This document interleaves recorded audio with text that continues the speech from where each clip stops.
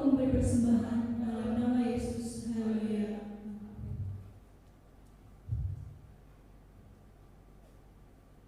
Mari kita siapkan hati kita untuk mendengarkan firman Tuhan.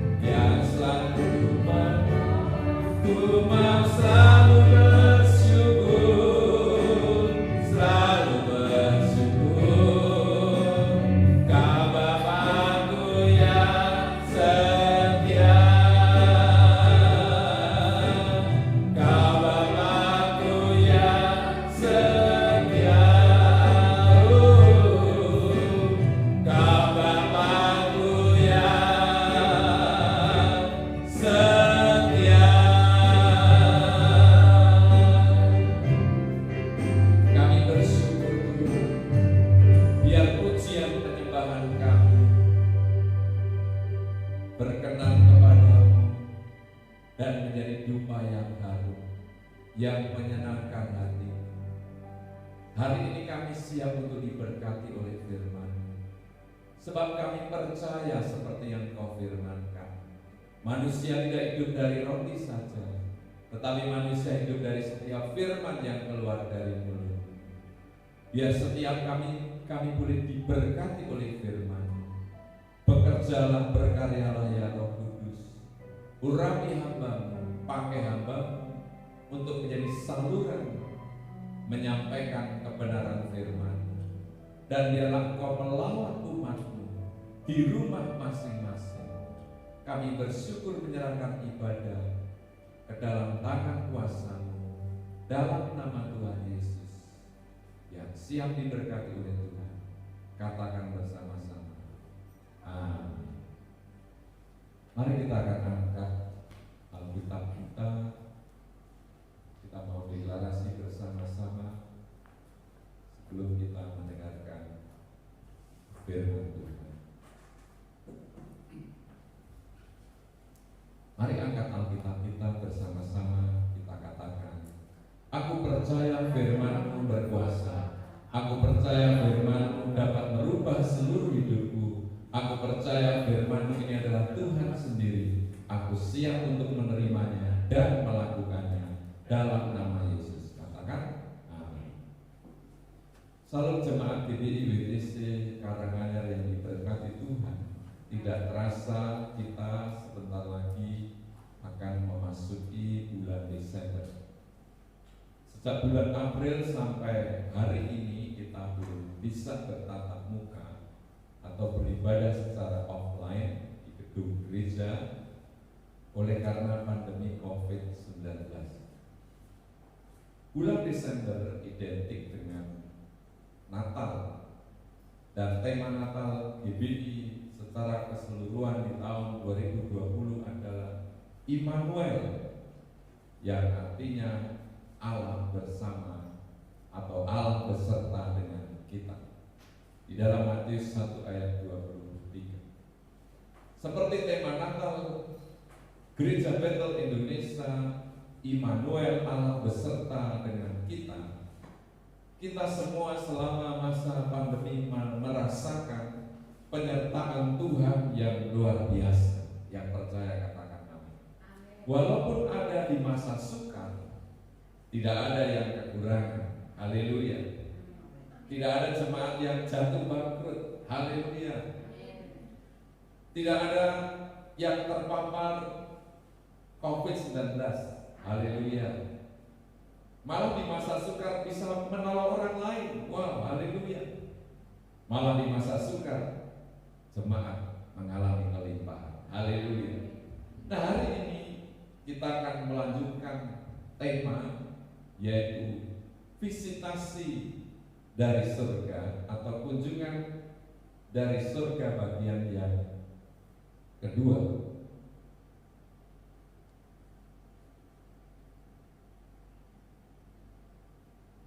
Doa yang diajarkan oleh Tuhan Yesus, datanglah kerajaan-Mu, jadilah kehendak-Mu di bumi seperti di surga, merupakan keinginan Bapa di surga, keinginan Allah di surga, supaya suasana surga, supaya apa yang ada di surga bisa real dialami manusia yang ada di bumi.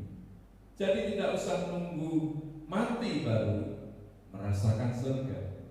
Hari ini kita akan membaca dalam Kisah Para Rasul pasalnya yang ke-10 ayat 1 sampai dengan 4. Kisah Para Rasul pasal yang ke-10 ayat 1 sampai dengan 4. Bapak Ibu yang jemaat yang membawa Alkitab, membawa kitab suci di handphone, bisa membuka bersama-sama dan kita baca bersama-sama Kisah Para Rasul pasal 10 ayat 1 sampai dengan 4. Kita baca mulai ayat yang pertama. Di Kaisarea ada seorang yang bernama Cornelius, seorang perwira pasukan yang disebut pasukan Italia. ia saleh, ia serta seisi rumahnya takut akan Allah, dan ia memberi banyak sedekah kepada umat Yahudi dan senantiasa berdoa kepada Allah. Dalam suatu penglihatan kira-kira jam 3 petang, jelas tampak kepadanya seorang malaikat Allah masuk ke rumahnya dan berkata kepadanya, "Kornelius." Ia menatap malaikat itu dan dengan takut ia berkata, "Ada apa Tuhan?" Jawab malaikat itu, "Semua doamu dan sedekahmu telah naik ke hadirat Allah, dan Allah mengingat engkau." Kalau kemarin kita belajar dari Naaman yang mengalami mujizat yang luar biasa, sakit kustanya disembuhkan, dan surga, oleh karena surga memvisitasi bumi, karena surga mengunjungi Naaman. Dan hari ini kita akan belajar dari Kornelius yang juga mengalami kunjungan dari surga. Kalau kita membaca tadi di ayat yang keempat, ketika Kornelius sedang berdoa, maka malaikat datang dan mengunjungi Kornelius dan menyampaikan pesan yang penting. Bukankah ini adalah suasana yang real, yang nyata, bagaimana surga turun ke bumi, surga memvisitasi bumi, surga mengunjungi sebuah keluarga, yaitu keluarga Kornelius.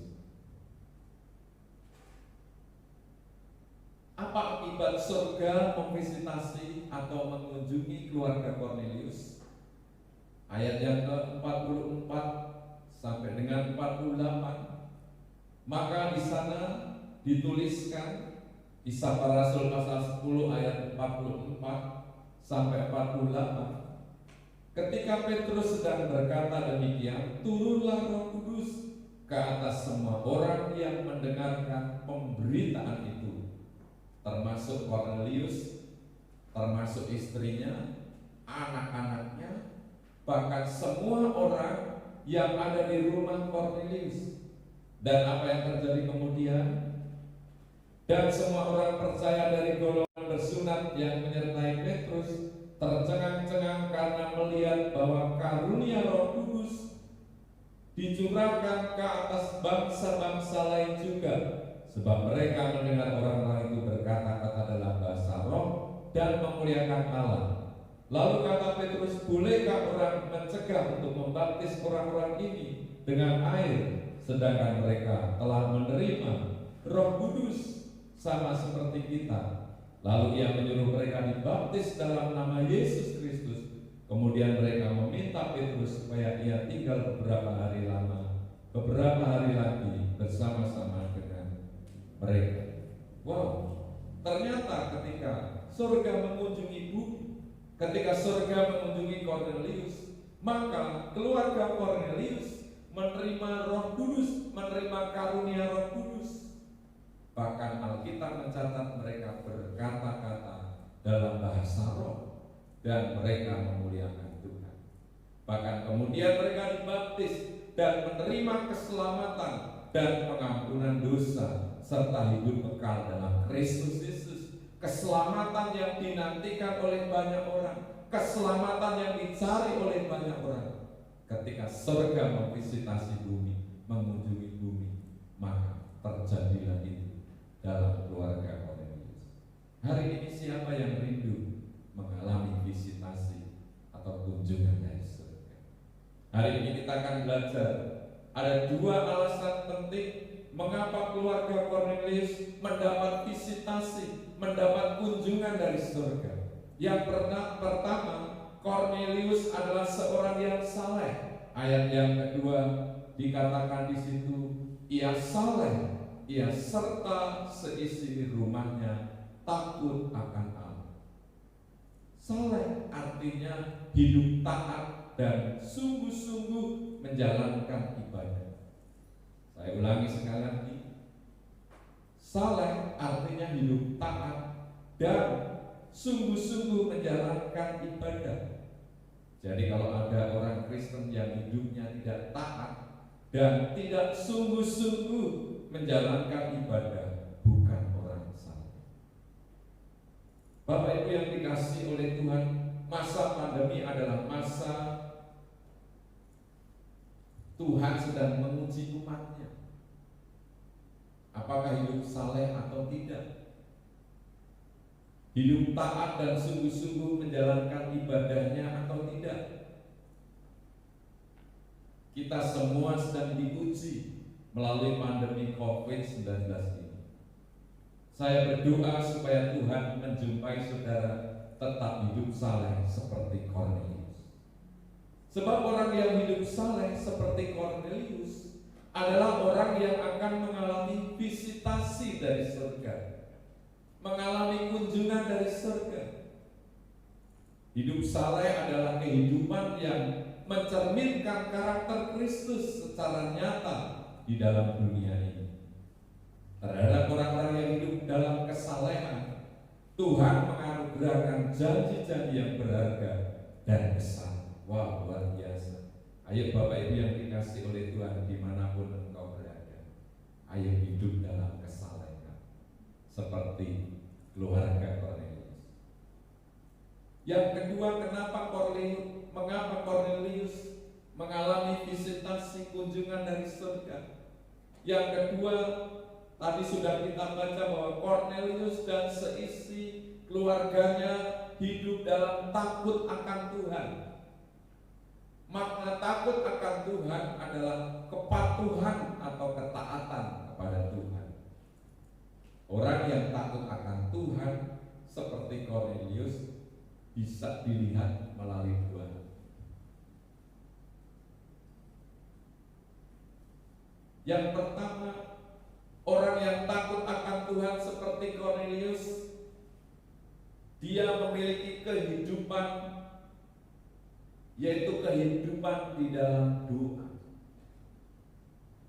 Kalau kita membaca ayat yang kedua, ia saleh, ia cerdas isi rumahnya, takut akan Allah, dan ia memberi banyak sedekah kepada umat Yahudi dan senantiasa berdoa kepada Allah. Kemudian ayat yang ketiga, dalam suatu penglihatan kira-kira jam 3 petang, jelas tampak kepadanya seorang malaikat Allah masuk ke rumahnya dan berkata kepadanya, Kornelius. Ia menatap malaikat itu dan dengan takut ia berkata. Kalau kita membaca saudara, Kornelius mendapat kunjungan malaikat karena dia sedang berdoa.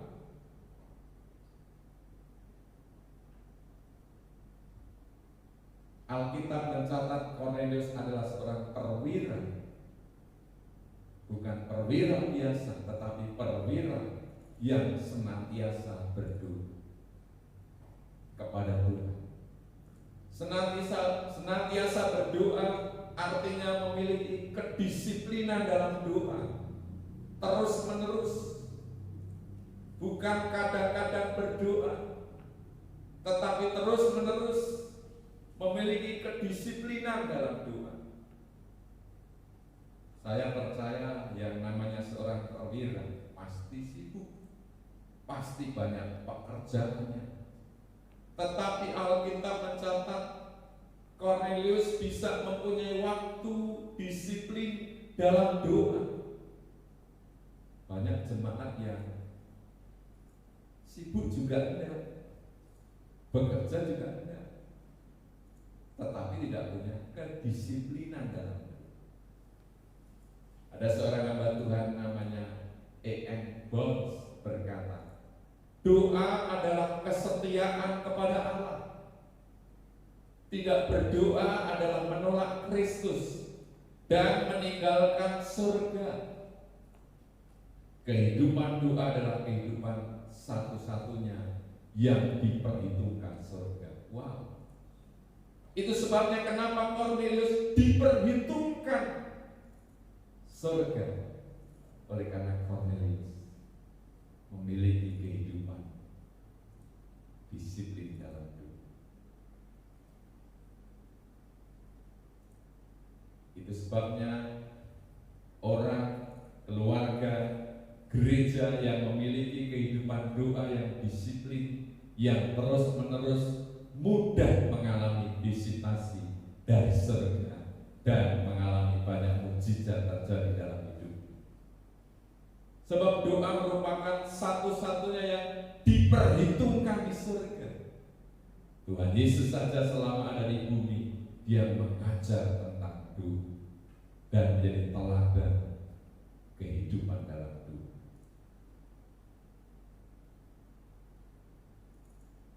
Gereja kita sekalipun belum secara offline ibadah, tetapi kita sudah memulai doa fajar yang diadakan setiap hari Sabtu pukul 4.30 di tempat ini. Saya undang saudara, kalau saudara mau rindu mengalami visitasi seperti keluarga Cornelius, mari datang bersama-sama berdoa di tempat ini. Sebab seperti E.M. Bones tadi berkata bahwa kehidupan doa adalah kehidupan satu-satunya yang diperhitungkan surga. Saya rindu supaya seluruh jemaat mengalami visitasi atau kunjungan dari surga. John Wesley berkata, Allah tidak melakukan apapun selain menjawab doa. Wow, ini John Wesley. Doa menggerakkan tangan Allah untuk bertindak. Melalui doa, Allah membuat yang tidak mungkin menjadi mungkin. Wow, dasar. Itu sebabnya mari jemaat yang dikasih oleh Tuhan, kalau rindu Tuhan melakukan perkara yang besar di dalam kehidupan kita, mari banyak berdoa. Ada seorang yang pernah sering menyebutkan bahwa banyak doa, banyak berkat, sedikit doa, sedikit berkat. Sebab memang seperti John Wesley, doa menggerakkan tangan Allah untuk bertindak, dan melalui doa Allah membuat yang tidak mungkin menjadi mungkin. Wow, dasar sekali. Sayangnya banyak orang Kristen lebih senang diajak makan-makan, diajak pesta ketimbang diajak doa. Apalagi doa disertai puasa 3 hari, pasti nggak ada yang datang. Tetapi jemaat BTC Karanganyar, kalau diajak doa pasti datang, diajak makan-makan pasti datang, diajak pesta, lebih lagi pesta, pasti datang. Tetapi yang terpenting, mari kita membangun kehidupan doa seperti keluarga Cornelius. Karena Cornelius senantiasa berdoa kepada Tuhan, maka surga bergerak dan terjadilah visitasi dan kunjungan dari surga. Yang kedua, orang yang takut akan Tuhan seperti Cornelius bisa dilihat melalui kehidupannya dalam memberi. Ayat yang kedua tadi kita membaca bahwa Cornelius tidak hanya saleh, Cornelius tidak hanya takut akan Tuhan, tetapi Alkitab mencatat ia memberi banyak sedekah. Bahkan ayat yang keempat di situ dikatakan ia menatap malaikat itu dan dengan takut ia berkata, ada apa Tuhan? Jawab malaikat, semua doamu dan sedekahmu telah naik ke hadirat Allah dan Allah mengingat engkau. Jadi ada 2 hal yang naik ke hadirat Allah, yaitu nomor 1 doa, dan yang kedua adalah pemberian kita atau sedekah kita.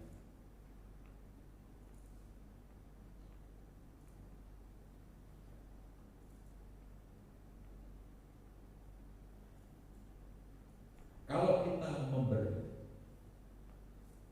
bukan untuk supaya masuk surga.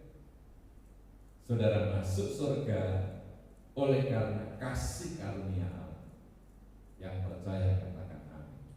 Dalam Efesus 2 ayat 8 sampai 9 Sebab karena kasih karunia kamu diselamatkan oleh iman. Itu bukan hasil usahamu, tetapi pemberian Allah. Itu bukan hasil pekerjaanmu. Jangan ada orang yang memegahkan diri. Kalau kita memberi, itu karena kita mengasihi Tuhan. Kalau kita memberi, itu karena kita mau melakukan hukum Tuhan, yaitu kasihilah Tuhan dan kasihilah sesama manusia. Memberi merupakan karakter Tuhan, yakni kemurahan hati dalam Galatia 5 ayat 22. Jadi kalau ada seseorang di bumi seperti Cornelius murah hati, itu nyambung dengan surga. Saya ulangi ya, kalau ada seseorang di bumi yang murah hati seperti Cornelius, itu langsung nyambung dari surga. Makanya orang yang murah hati suka memberi seperti Cornelius, mudah mengalami kunjungan dari surga. Bilang kanan kiri, jangan pelit. Orang yang pelit susah dikunjungi surga. Memberi ternyata adalah salah satu dari 8 kekuatan untuk memperoleh kekayaan. Dalam Amsal 11 ayat 24, ada yang menyebar harta tetapi bertambah kaya. Amsal 11 ayat 24. Ada yang menyebar harta tetapi bertambah kaya. Ada yang menghemat secara luar biasa. Saya terjemahkan pelit medit. Menghemat secara luar biasa itu pelit medit, namun selalu berkekurangan. Kalau ingin jemaat diberkati oleh Tuhan, jangan pelit medit, tapi miliki kemurahan hati seperti Cornelius. Ada sebuah penelitian, orang-orang yang masuk golongan konglomerat, orang-orang yang termasuk deretan orang-orang yang kaya di bumi ini, di dunia ini, ternyata setelah diteliti mereka itu mempunyai sebuah kebiasaan, dan salah satu kebiasaannya adalah berderma atau memberi. Wow, ternyata orang-orang yang kaya itu sudah punya kebiasaan, yaitu memberi. Kalau kita memberi sekali lagi karena mengasihi Tuhan, karena cinta Tuhan, mau taat kepada Tuhan. Dan masa pandemi, masa sukar ini adalah masa ujian bagi jemaat, bagi kita. Sebab ada banyak orang beralasan tidak memberi karena ini masa pandemi. Bagaimana kami memberi, Pak? Untuk diri sendiri saja susah, kau harus memberi. Justru di masa susah, saudara bisa memberi, itu adalah korban yang menyenangkan hati Tuhan. Yang percaya katakan. Saudara, semua orang dilahirkan dengan karakter bukan memberi, tetapi menerima. Makanya memberi itu harus dilatih. Saya juga senang memberi. Saya juga senang diberi. Apakah jemaat juga senang kalau diberi? Billy Graham berkata, Tuhan memberi 2 tangan, satu untuk menerima dan satu untuk memberi. Wow, itu sebabnya jangan hanya suka menerima, tetapi saudara mari sukalah memberi. Sebab 2 tangan ini diberikan Tuhan, satu untuk menerima, satu untuk memberi. Seorang hamba Tuhan menuliskan, Tuhan suka dengan orang yang mau berikan segalanya untuk Tuhan, yang tidak berpikir untung rugi dalam mengikut Tuhan. Wow, jadi Tuhan senang dengan orang yang mau memberikan segalanya, yang tidak berpikir tentang untung dan rugi. Kalau saya memberi, untungnya apa? Kalau tidak memberi, untung apa? Tapi Tuhan suka memberi orang yang rela, orang yang ikhlas, orang yang tulus.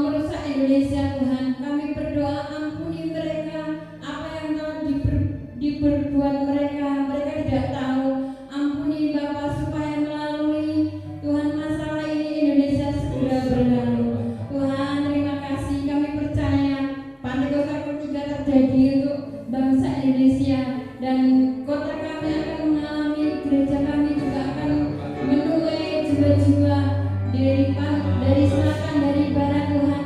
Kami percaya jiwa-jiwa akan datang ke rumah Tuhan, yaitu di tempat gerejamu di WTC Karanganyar ini.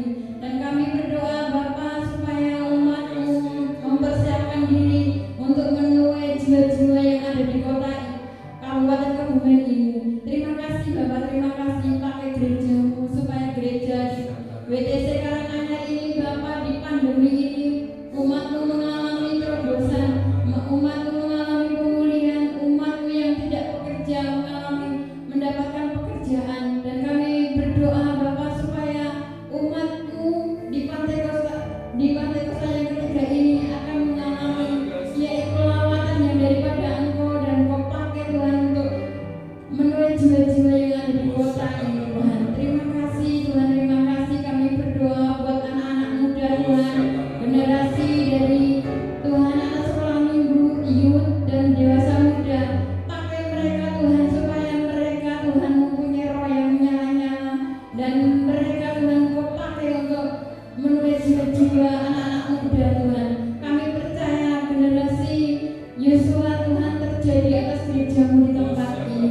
Terima kasih Tuhan, terima kasih. Kami juga berdoa Tuhan untuk umat-Mu supaya umat-Mu Tuhan mempunyai roh yang menyala-nyala, mempunyai roh yang agresif di dalam mengikuti Engkau Tuhan. Hamba berdoa Tuhan mereka yang sakit, kami percaya bila Tuhan Yesus disembuhkan. Mereka yang membutuhkan Tuhan finansial, kami percaya Tuhan telah sudah menyediakan. Dan kami bersyukur Tuhan buat anugerah-Mu, buat kasih-Mu Tuhan. Hamba-Mu berdoa buat siang hari ini untuk Bapak Perio dan staf-stafnya. Kami percaya ada dalam perlindungan Engkau. Misi-misi yang dia Tuhan berikan, kami percaya GPI Karanganyar juga mengalami apa yang dialami BTC Pusat. Terima kasih Bapak, terima kasih. Di hari ini kami siap untuk menerima berkat yang daripada Engkau. Tuhan terima kasih. Di kesempatan pagi ini Tuhan hamba berdoa buat umat-Mu supaya mereka mengalami visitasi kunjungan dari surga, supaya umat-Mu dibangkitkan sehingga mempunyai kehidupan doa, dan mereka menjadi jemaat yang suka memberi, menolong orang-orang yang ada di sekitar mereka. Terima kasih Tuhan, di pagi ini kami siap untuk menerima berkat. Jemaat yang dikasihi Tuhan, sekarang terimalah berkat, kasih karunia dan damai sejahtera dari Allah Bapa, Allah Putra dan Allah Roh Kudus dalam nama Tuhan Yesus menyertai hidupmu sekarang sampai selama-lamanya. Diberkatilah saudara pada waktu masuk, diberkatilah saudara pada waktu keluar, diberkatilah pekerjaanmu, usahamu, rumah tanggamu, anak-anakmu, sekolahmu, dan apa saja yang kamu kerjakan dibuat berhasil, supaya namanya dipermuliakan dalam hidupmu sekarang sampai selama-lamanya. Di dalam nama Tuhan Yesus yang diberkati.